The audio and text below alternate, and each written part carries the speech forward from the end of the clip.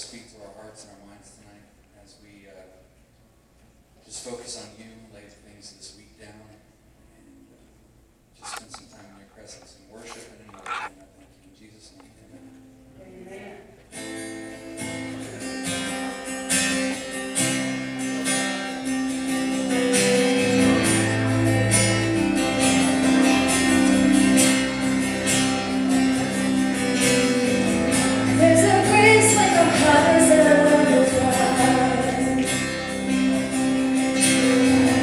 Never way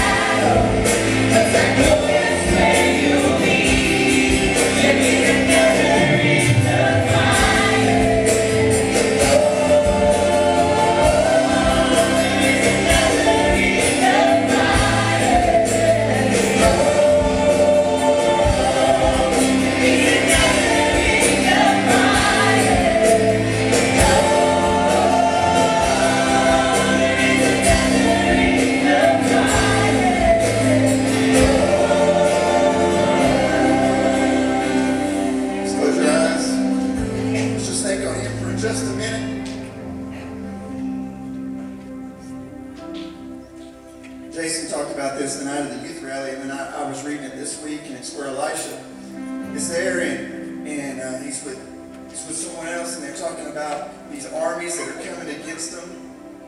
And he says, just hold on a minute. And when he does, he allows them to see what's going on in the supernatural, and he says, there's more of them than there is of us. A lot of times it feels like we're overtaken, we're overwhelmed, but we don't know the battle that is going on before us. We don't know the ones that are fighting on our behalf, like when Daniel was praying, and Daniel prayed, and he said, Lord, he was looking for an answer. And then the answer finally came, and God said, I sent it the first time you asked, but it's been held up in spiritual warfare, and I had to send Michael down to battle for it. And he battled the devil, basically, to bring forth a message that I had for you. So you said, I feel alone. Well, there's another in the fire. There's another battling for you. There's another fighting for you. And I love the part where it just really makes the declaration, I'm never alone. And the more we realize that, the more we can lean on God's faithfulness. Let's worship Him tonight. Let's don't take this time for granted.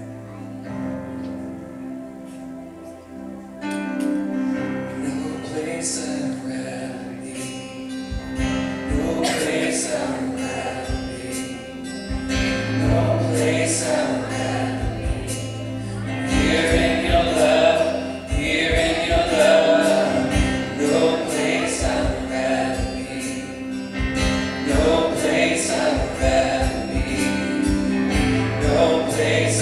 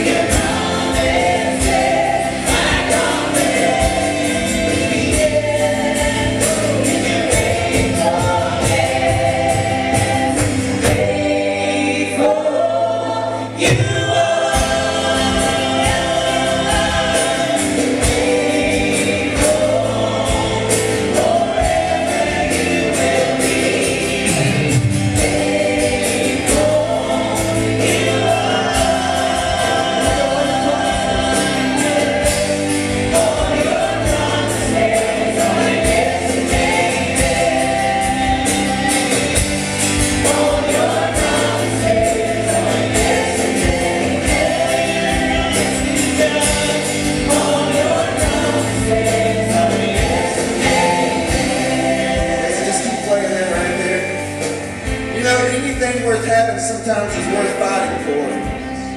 And you know, the difference in one person experiencing God and another person not is really just how you prepare and what you want.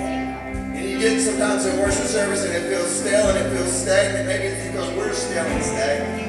And the more we push for that breakthrough, the more we can see God, because all of a sudden all of our efforts and all of our heart just turns on Him.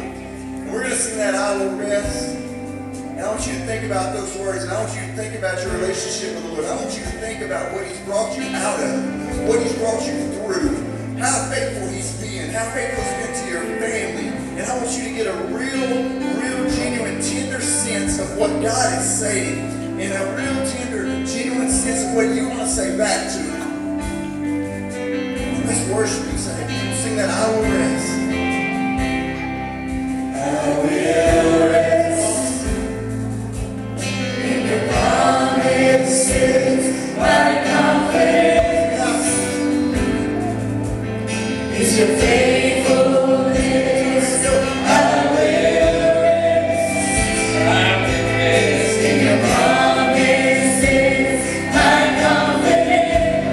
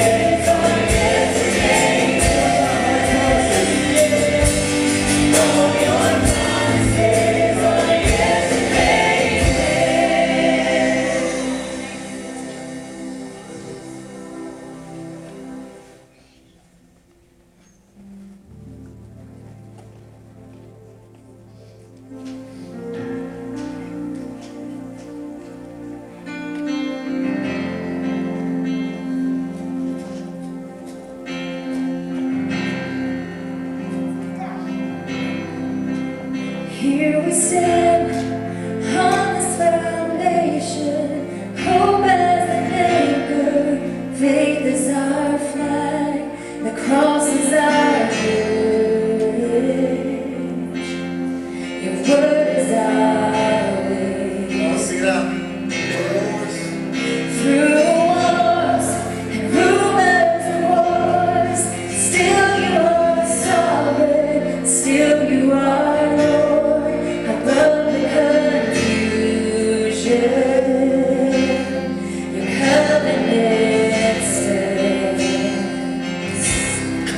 For you have not for a moment abandoned your promise to save, and you will not for a moment withdraw your hand. Our God is ever almighty, ever almighty to save. Our God is ever almighty, ever almighty, holy. Here and now, stone upon stone, the house you are building, a people your own, your kingdom unshaken, your church is alive. Now it's one, with hearts all aflame, all our devotion to your great name, exalted forever. Lord Jesus, you reign.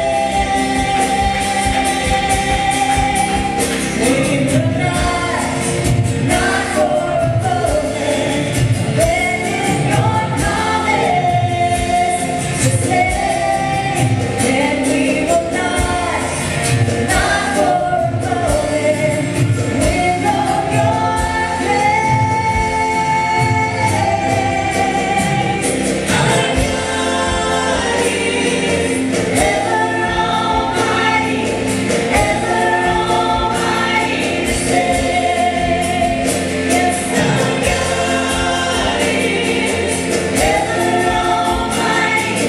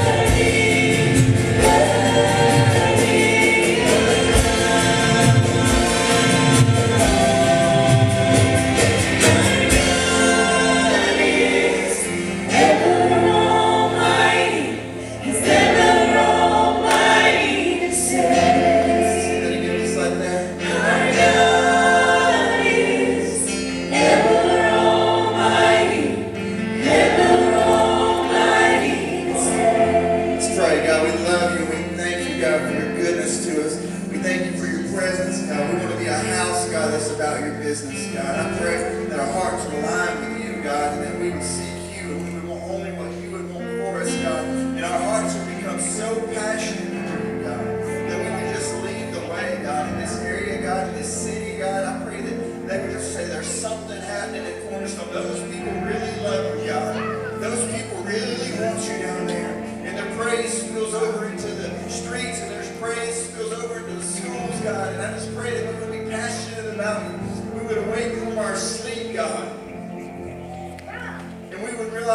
only one thing that's important in this life, in this world, and it's you and what you want to do in us and through us, God. And I pray, God, that everything else would take a back seat to that. So God, help us, Lord, to hear from heaven. Help us to hear from heaven often. Help us to hear what you're saying. Help us to unclog our ears so we can hear, Lord.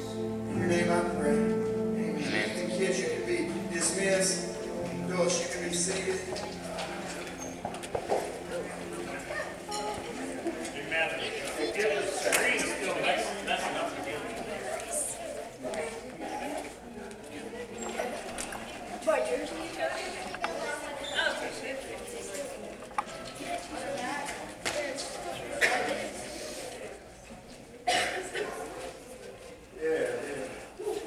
It's hot in here tonight, guys.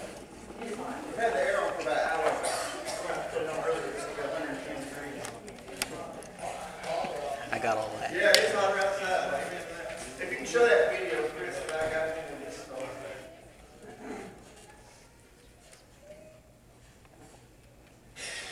We're at this Taco Bell drive-thru, right? And it takes us 15 minutes. We get all the kids, we're whatever, okay.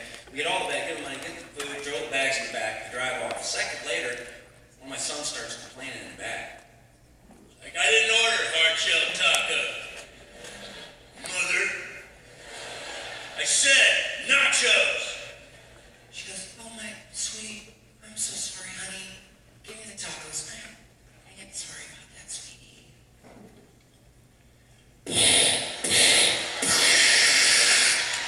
Nacho, shut up.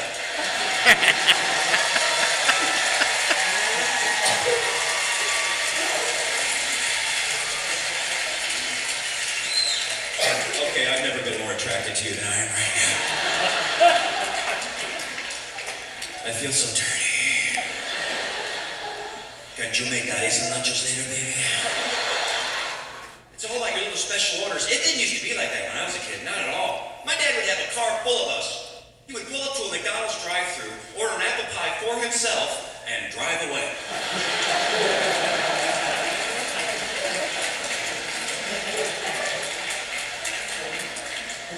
My brother on the back seat like Oliver Twist. Father, can we have some crumbs from the pie, Father?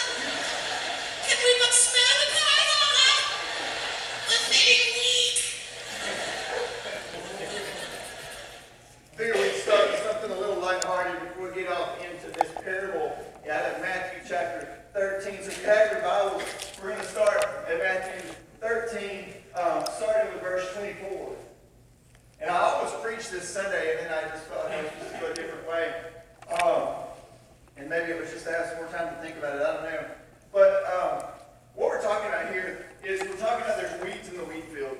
And you're going to see this parable of Jesus that he's telling unfold a little bit, and we're going to talk about it. But what it is the appearance of evil, and we'll see what this means here in a minute, how Jesus said it. But the appearance of evil is often the companion of compromise. You know what I'm saying? The appearance of evil, because if it looks like it's bad, you're probably either compromising already or you're about to compromise. Because the things that are really bad, we steer totally away from. You get what I'm saying? The things that we want to avoid, we do a good job at avoiding. Like y'all aren't going to see me down at the bar, so there's not going to be an appearance of me drinking.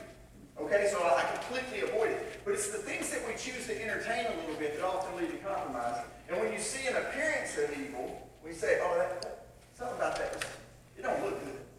It's often the companion to compromise. Because when we're living a life that's daily submitted to Him, we will clean up the appearance of evil in order not to bring shame to the Savior.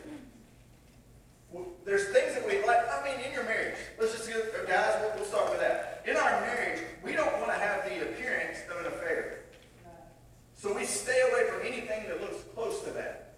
I don't go around front hugging a bunch of ladies in this church. It just don't happen, okay? I had one time I was doing an elevation service and I came out and there used to be a friend of mine, he's this preacher, and he always used to say, he'd tell April, he'd say, you stay with him, you stay close to him, because there's a lot of these young ladies that would like to come over there and they would like to interfere in what y'all got going on. And he was dead serious, he was real adamant. And I remember I just walked around the corner like this, and I kind of walk with my head down most of the time anyway, I don't know why, but I do. And this girl grabs me like this. I did this. I didn't know what else to do.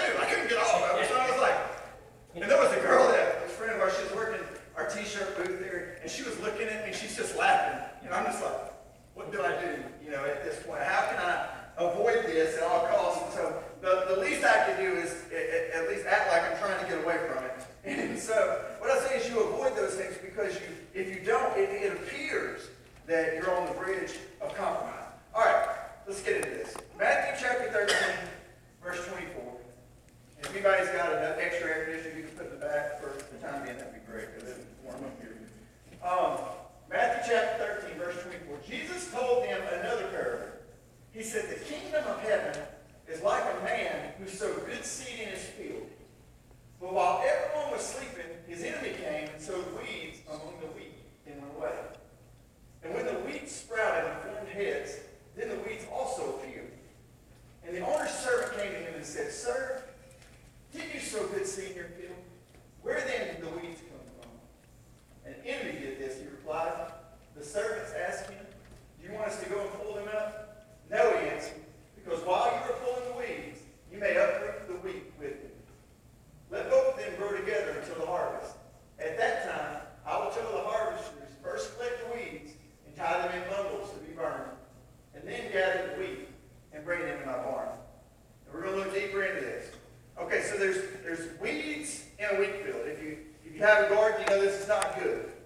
All right, the tares and the weeds are growing, or the tares or weeds are growing beside the wheat, and you can't tell them apart until the wheat's actual fruit or grain is produced and the plant matures. It actually says when they're first off, look, there's the wheat and there's the tares. You tell me if you're walking out through there, you can tell the difference.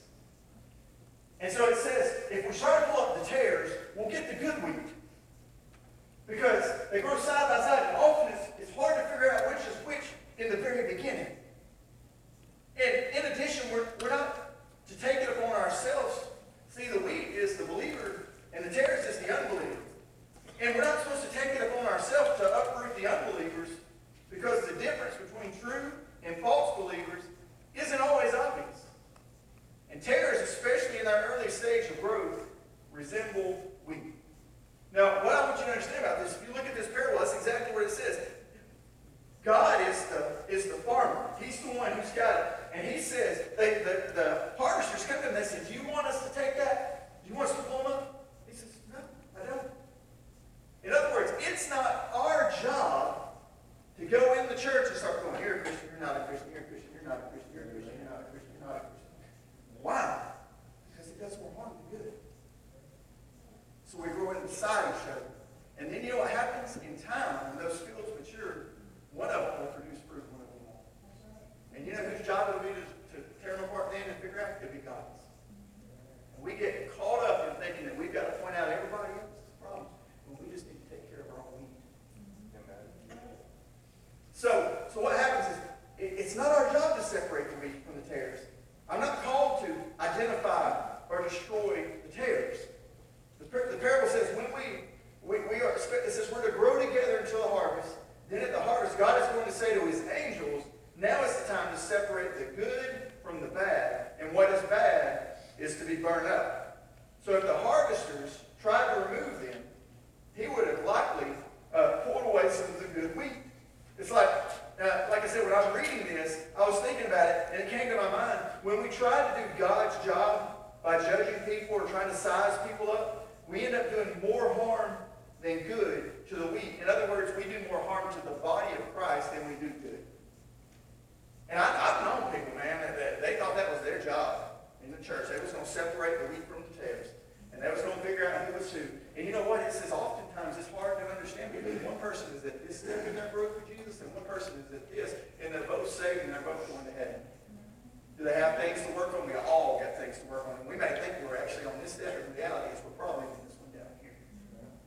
And it's not our job to go in and say, you get to stay, you don't, you get to do this. You're not really saved. It's not our job to do it. Worry about you. Worry about your way. Worry about your wheat. The tares are getting harder to identify. And I know some of you have seen this, but there was a guy from Hillsong Worship, and his name is Marty Sampson. And I'll be honest, Marty Sampson has been one of my heroes in Christian music for a long time. Wrote a lot of wonderful Christian songs. And this week he comes out with this post that he's not a believer anymore. He just totally denounced it, totally walked away from it, said that he's got more questions than answers. And what I found is that when the tares of the root, they don't go very deep. They spring up overnight, and then they vanish when the sun is hot. And what he decided it wasn't for him. And this is the mistake he made. He let his questions over time become his doctrine. And that's never good. We all got questions. Lord, I mean, how have you always been? I don't know. Doesn't make sense to me because I got a beginning and I've got an end. But I know that you've always been. You're just like this. You're one big circle. You just keep going. You touch it all places. And we've all got questions about things. There's times that we read things in the Bible and go, I don't really understand that. I don't really get that maybe, and I may have to go research it some more. But what he did was he had so many questions, he let it produce doubt in his life. And he let it grow up in his life, so eventually his questions became his doctrine. So he's saying, I don't believe in God because I've got this question, this question, this question, and this question that can't be answered. That is a dangerous place to be. Because all those questions, nothing wrong with having questions, but the problem is that his questions diminish his faith. And have you ever thought that God might actually just be so big and so mighty and so powerful that your little brain can't contain it? Amen. Like, my brain is this big, and God lives here. And he lives here. And he lives here. And I, that's the problem for me with atheism. I can't ever see believing it because I have to think that, you know what? He who created my mind is actually bigger than that.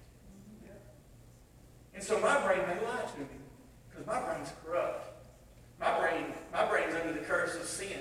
And so my brain may tell me some things that aren't true sometimes. But you know what? He lives outside of that.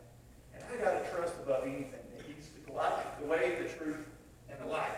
Amen. All right, when we start declaring who is a Christian and who is not, we hurt the body of Christ and we pull the wheat away with the tares. Because if I go up and I go, Jeremy, you're not a Christian. I don't believe you. I don't believe nothing you say. Then Tim might look at me and go, you know what? I don't want whatever you got, man. I don't want that. I'm going to go to it. Now 2 weeks have left. And then Houston may look at me and say, well, I don't really like their attitude with the pastor. I think I'm going to get out of here too. And you know what I'm saying? We end up doing more damage. I've seen more damage done over stupid things in the church than I've seen sometimes good. I've seen people walk through the door and start correcting people on what they're wearing. Amen. I don't like that. Now, I don't want you to wear your short skirt, bend over, and I can see your booty. No, I don't want that to happen. And we will say, hey, you need to cover that up. I mean, but that's modesty. But what I'm saying is I had a boy from Madison High School one time, and he'd been coming for a while, and really the only reason he came, y'all know George that goes here. George saw him out in the parking lot skateboarding one day. And George went out there to him, a little young black boy teenager, and George started up, he said, hey man, you want to come inside? And he started coming to the church. I used to carry him home after church. And man, he had some real moments. Like he had some major problems with some addictions in his life. But I mean, I can remember the kid crying at the altar. And I remember being in a meeting one time and somebody brought up the idea, they started saying, what about that kid with a hat on? Boy, you could have just slapped me. I was already mad. As soon as that statement was made, he said, what about that kid with a hat on? He shouldn't have a hat on in church. I said, well, first of all, before you go tell him he's taking his hat off, would you go learn his name? If you don't have any relationship, you ain't got no business going in there and telling him anything. That's right. And at the end of the day, you know what? I'm not worried about his hat in the church. I'm worried about his soul in hell. Come on now. We're going to fight the battle and we're going to lose the war. And this happens to us. When we start trying to do God's job is to divide. He's going to see who is who. And you know what? There's going to be some that go in the tares that we thought should have went in the wheat. And there's going to be some that go in the wheat that we thought were tares. It is because God sees things that we don't see. He judges man's heart. Right. The enemy in the parable is Satan. He's in opposition to Jesus Christ, and the devil tries to destroy Christ's work by placing false believers and teachers in the world who lead many astray. They look like the wheat, but they're not the wheat. There's a lot of people that are planted in the church, but not all are birthed from the same origin. They're in the church, but their origins are different. Think about that. Those wheat and those tares, they grew side by side in that field. One came from God, one came from the devil. And they're planted side by side, and they look alike. And if you're just looking across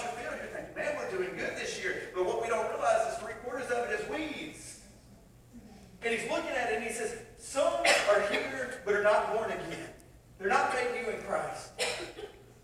Likewise, a false believer may resemble a true believer. Look at this verse here.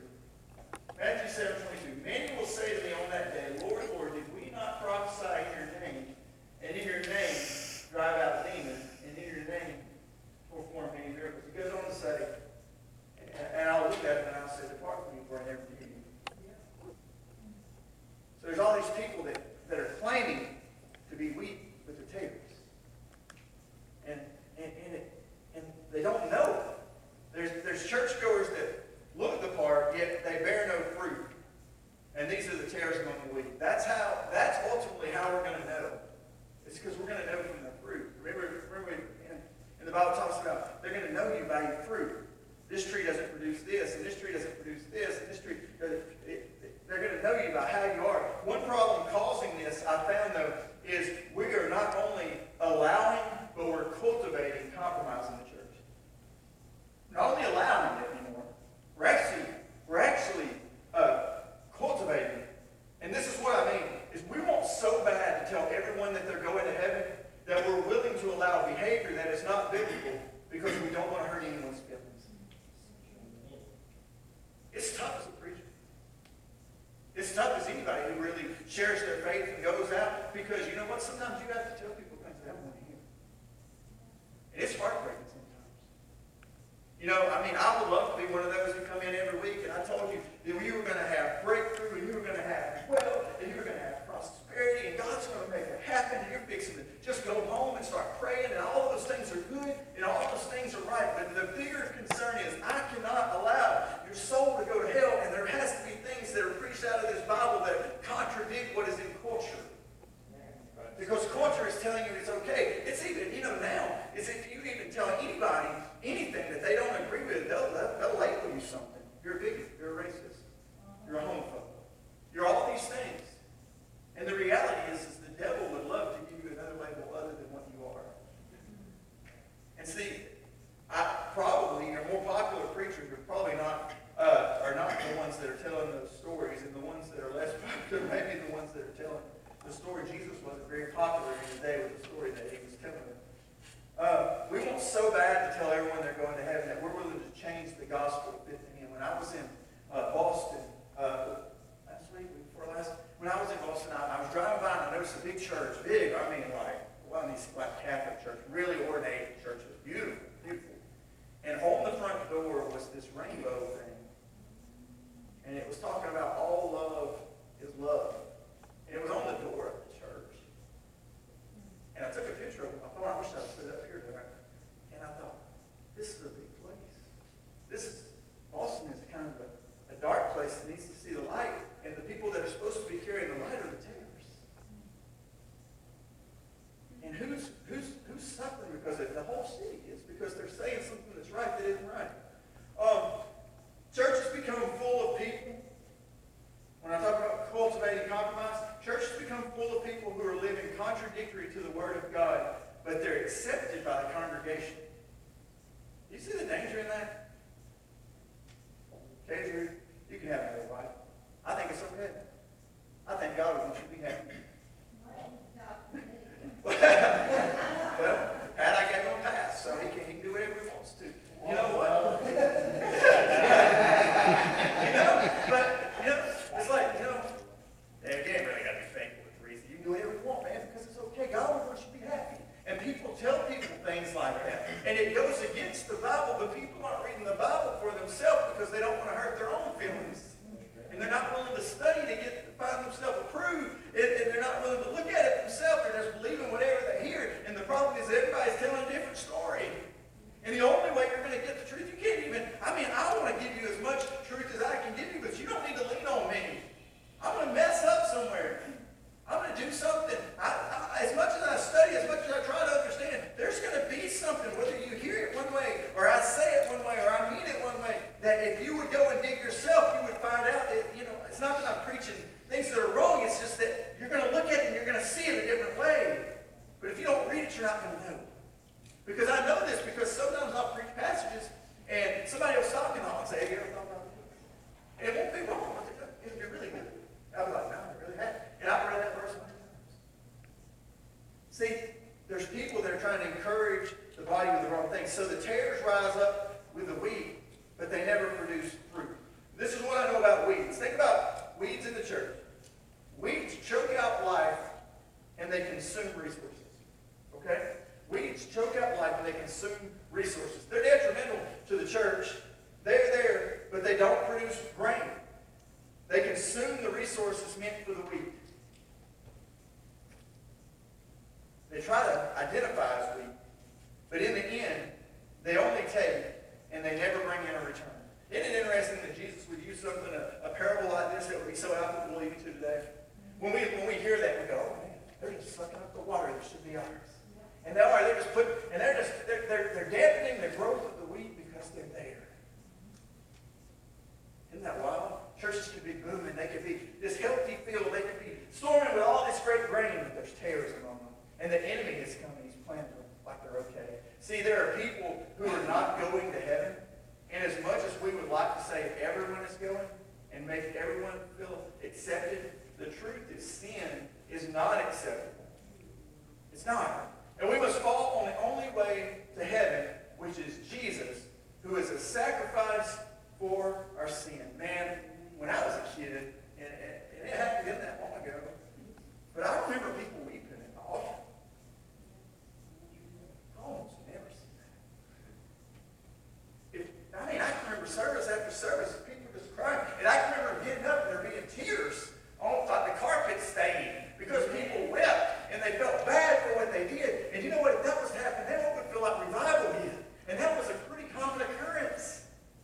People really felt bad for what they did. And preachers weren't necessarily preaching turn or burn. Look at this. Enter through the narrow gate.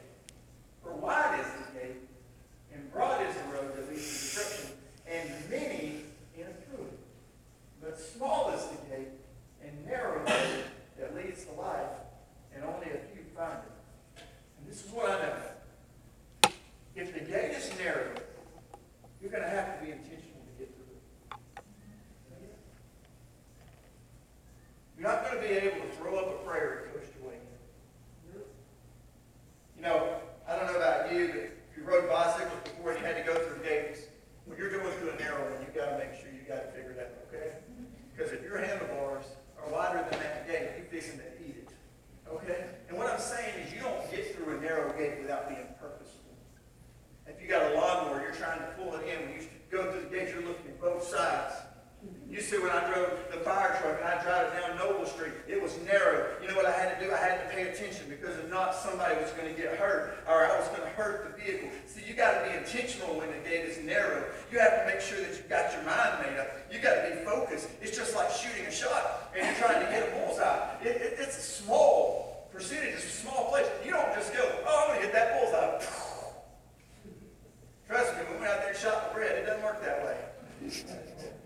David, you know, I'm not that great of a shot, so it's kind of everywhere, especially with some of those big guns. But you got to be intentional. Like if you're going to fire something, you got to be focused, and you got to have your head in it. And what I'm saying is, if the gate is narrow, then I'm not just going to happen into heaven. And so I don't agree with this doctrine of I'll pray one time and eventually, you know what? Just because I prayed, I'll get in there, because it goes against that. It goes against that. Maybe, you know, people say, well, they're not saying that. Maybe that's what it is. But what I'm saying is I think you're going to have to be intentional. So when we as pastors, we try our best to preach everyone into heaven, we're actually not doing it justice to what the Word of God says. We're trying to be inclusive so that no one feels like they're going to hell. And we create this false sense of security where people are headed. They're actually headed for hell, but they never feel bad about it.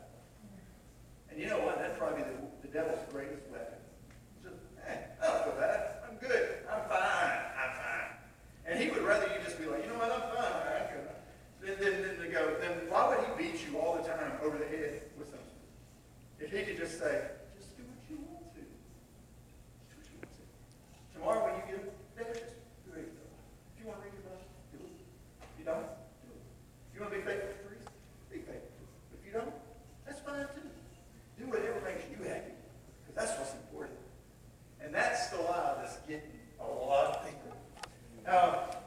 The wheat and the tares, They appear the same until they develop, and then the tares bear no wheat.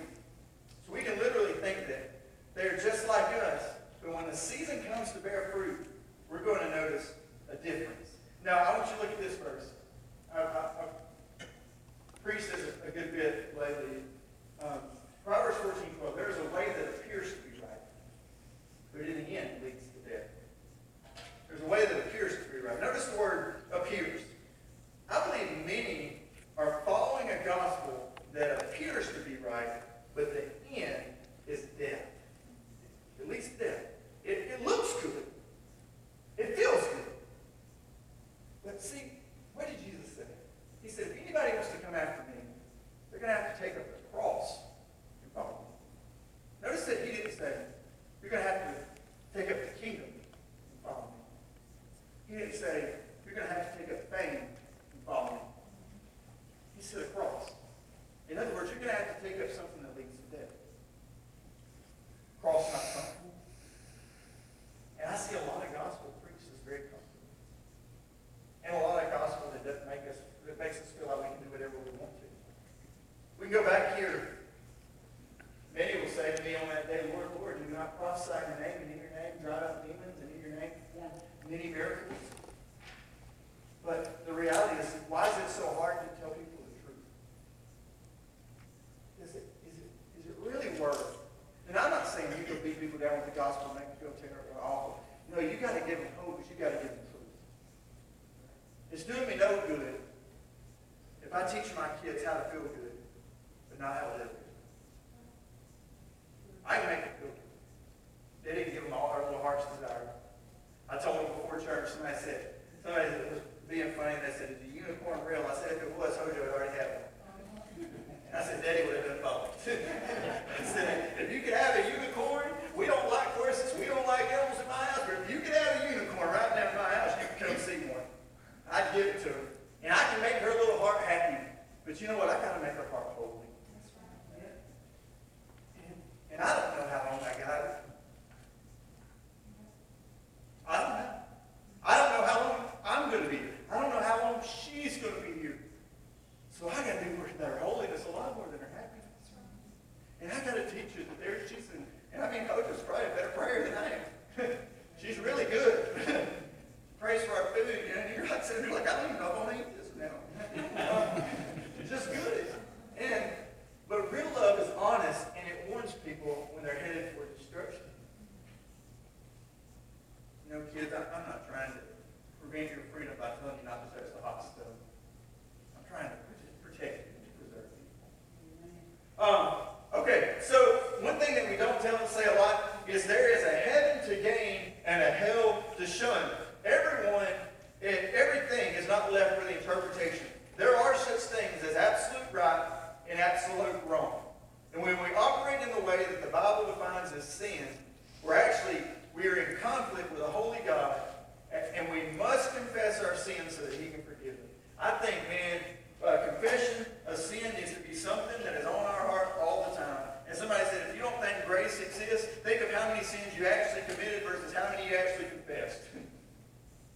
And that's probably the reality of it. There's probably some things that I did, and I moved on, and I didn't think about it much. And yeah, maybe I knew they were a sin, but I didn't think to ask for forgiveness. And then I said, Lord, just forgive me of everything. But think of how many sins you actually committed versus how many you confessed. And I don't believe people fear the Lord as much as they used to. And I don't think people believe their actions are sinful. Or maybe they don't care as much as they used to.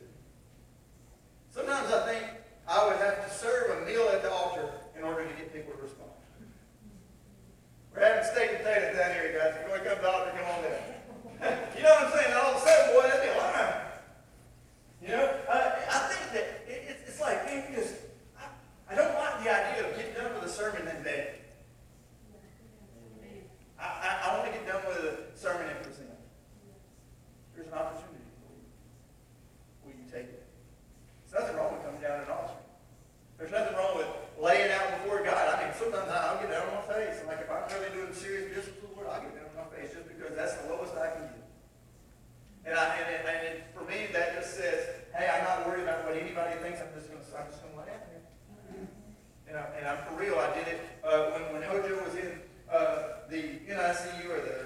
ICU, whatever, we ended up staying forever in.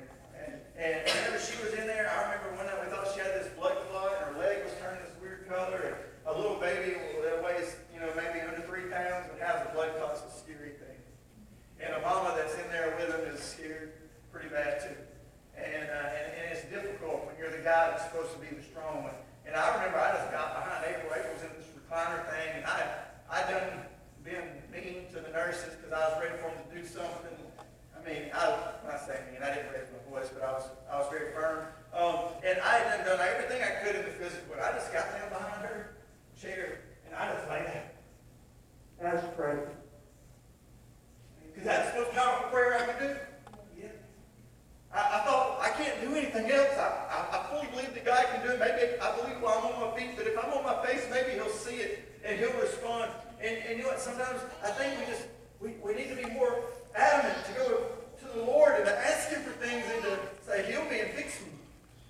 We've seen the results of a life not lived for the Lord in this next story. And it's not just a Bible story, it's a story that was included in the Bible. Now, I want to tell you there's parables where Jesus said things are like this, and they're like that, like the wheat and the tares. It's like this. So it's kind of like, this is a story to kind of teach you a deeper truth. But then there's actually stories that are included, like the rich young ruler is included in there, and that really happened, And then there's this story, and it comes out of Luke chapter 16.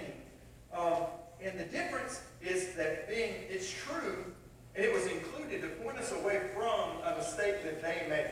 Okay? So this is Luke 16, and it's going to start with verse 19. And it says, there was a rich man who was dressed in purple and fine linen and lived in luxury every day. And I'll just tell you, if that's you, and that's the way that you're living, it'd be pretty easy not to need God.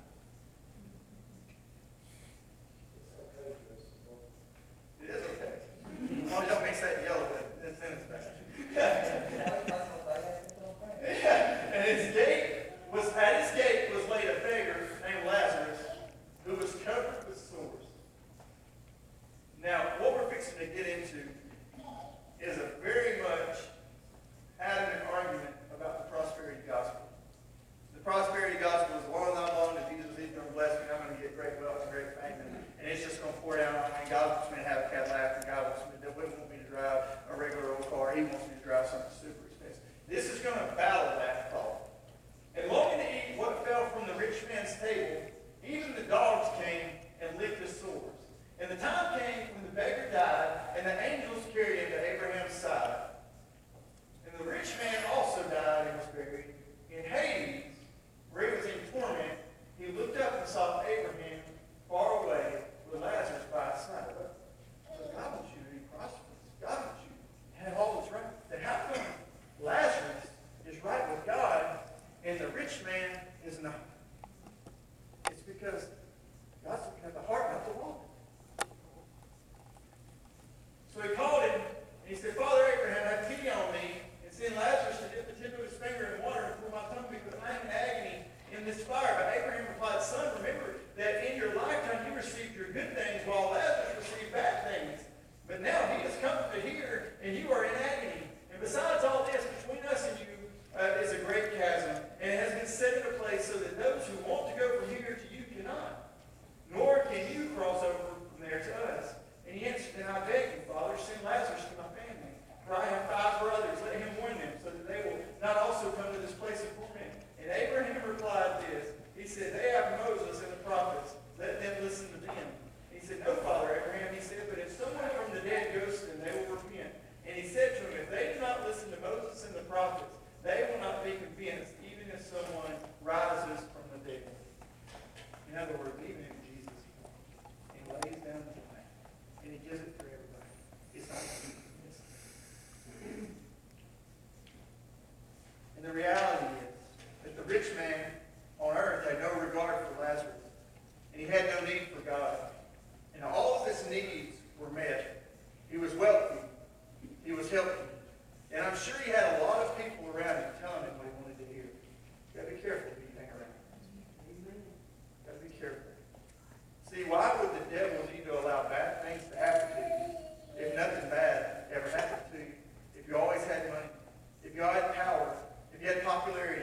You had good health. Would you still need a Savior? The rich man had all these things. The problem was he had the only sickness that goes through the grave. I've said this before and I'll say it again. Cancer dies with the body. When you have a heart attack and die, the heart dies. It ceases to beat. Pneumonia, it dies in the grave. And all of these sicknesses die when the body dies. But sin carries on. What's bad is it's not like cancer. It's a curable sickness. But if you don't have the cure, you'll carry it into eternity. And you'll try, and it will try to kill you, but you will not die. Isn't that a scary thing? That sin can go on with the body. And then once the body dies and is in the grave, sin goes on with the spirit. And it continues to wreak havoc for eternity unless it's dealt with. Now, I told you hell is a place of torment. You know, there's wheats and tares. I tell you about the tares because the tares are going to get brought up at the end of age, at the harvest. And there's coming a time of harvest. So they're going to get bundled up and they're going to be carried off to the fire. And I'm trying to prevent you from that. So I say hell is a place of torment. And sin is your ticket in. Look here. And whosoever shall offend one of these little ones that believe in me, it is better for him that a millstone were hung around his neck and he were cast in the sea. And if the hand of him cut off, it is better for them to enter into life maimed than having two hands to go into hell, into the fire that shall never be quenched, where the worm dieth not, and the fire is not quenched. See, sin continues to destroy. It continues to destroy you, but it never lets you die. So that's terrible, and this is the thing that we have to remind people. But the other side of this is, if sin is your ticket in, then Jesus is your ticket out. Okay? I'm not a doom and gloom guy. I don't like preaching doom and gloom. But if hell is a real place and sin is your ticket in, then Jesus is your ticket out. And look here, John 14:6, Jesus says, I am the way and the truth and the life. And no one comes to the Father except through me. So Jesus is paving our way to him. And then I love this next verse too. Look, Romans 10:13. Everyone who calls on the name of the Lord will be saved. It's not complicated. And so, in rounding this out tonight, I would ask this: where are the integrity people? The ones that don't make excuses for their action, but instead fall before a holy God in repentance. Because I'm telling you, I need a lot of repentance. As good as I try to be, as much as I need a lot of repentance, I need a lot of grace. He's a loving God, but every kingdom, everything about this, every kingdom has an authority. And every authority sets rules for the betterment of the kingdom. And you know what? They expect them to be followed. Every kingdom that's ever been had rules that they thought were better for the kingdom, sometimes better for the king. But they have rules that are better for the kingdom, and they expect them to be followed. And when they're not, they're met with death. So we have this opportunity to live if we follow the rules and we fall under the grace of God and we go through Jesus. But if we don't, the wages of sin is death. So God is not restricting us in these commands and these things that he's given us. He's actually just freeing us. Because he saw a problem, so he put something in place to prevent the problem from occurring. It's not that he just sat there and said, how many more rules can we have? In the beginning, there was one rule: don't eat from the tree. One. We couldn't keep it, so we took a couple of laws to try to put this in order. And we broke something else: don't kill. Okay? So now, we've eaten from the tree that we're not supposed to. We've killed somebody, so now there's more rules in place. And now we look at the Bible and we say, man, this seems like there's a ton of things I just can't do. It's because our actions have caused God to have to create more restrictions for us in a way to prevent us from dying and going to heaven. Now, I want to show you the last part, and this is where Jesus explains the parable of the wheat and the tares. You need to hear from his mouth more than that. Then he left the crowd and he went into the house, and his disciples came to him and said, explain to us the parable of the weeds in the field. And he answered them and he said, the one who sowed the good seed is the Son of Man. The field is the world, and the good seed stands for the people of the kingdom. The weeds are the people of the evil, and the enemy who sows them is the devil. And the harvest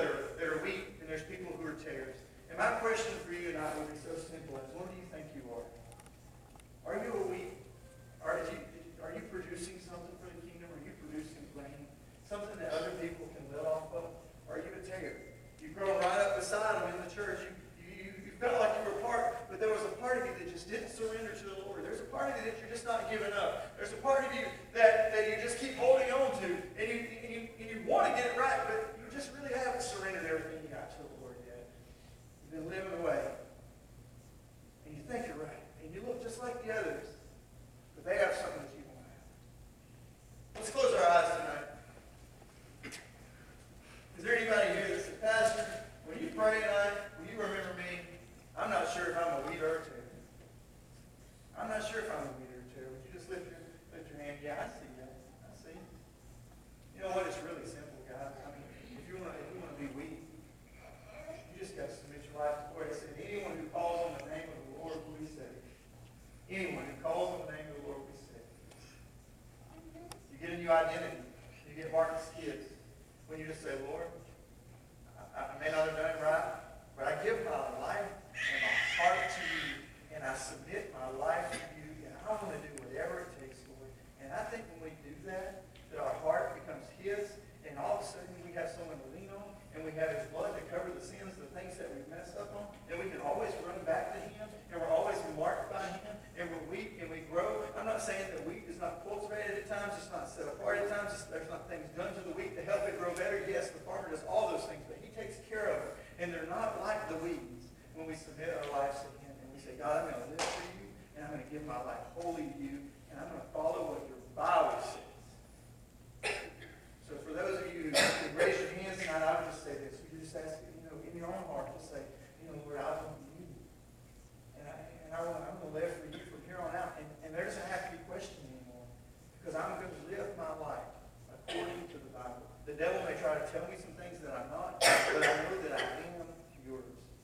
If that's you tonight, I just thank you for being honest. I thank you for giving your life to the Lord, for just submitting yourself to Him. And let me pray for everybody else here. Lord, we want to be weak. We want to bear grain for the kingdom. We want to be rooted, God, in your soul. We want to be planted by your hand, God. We don't want to be stuff that's sowed by the enemy. We want to be stuff that's planted by the hand of God. So I thank you for tonight, God. I pray that if these parables, although they seem somewhat simple, God, they would inspire us, God, and they would help us, Lord, as we drive home even, and we see an open field, God, and we see things growing in those fields, and we see there's some weeds there, and we see there's some plants there, God, that it would remind us, God, that we don't want to be like that. We don't want to be like the weeds. We don't want to be the tares. We don't want to just take up space and consume all that's there for us and not ever produce anything that gives back. So, God, give us grace, God, for every day's journey, God. Help us to fall before you holy and acceptable to you, God, and help us to not be afraid of altars, God, and not be afraid of repenting. Help it to be a badge of honor that we have a loving God that we can come to. So thank you for this day, God. Thank you for your goodness and your kindness. Help us to follow you in everything that we've got. In your name I pray.